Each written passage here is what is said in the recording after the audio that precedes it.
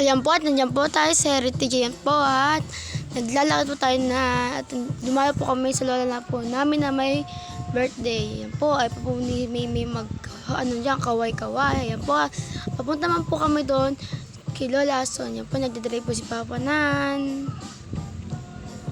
Yan. Ayan. Po, ganda po ang tanawin dyan, ha. Daming puno. Pupunta na po tayo dyan. Ayan na. Lapit na tayo dyan. Yan, mamaya ulit po yan. Hindi na tayo. Ayan po, yeah. Geng.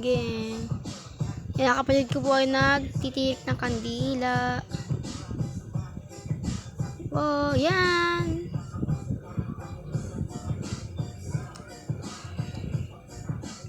Nasilong po ako na kasi sobrang init. Oh.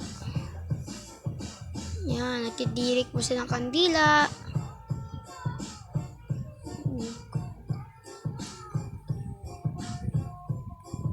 Yan po. Yan, bye-bye! Like, share, and subscribe.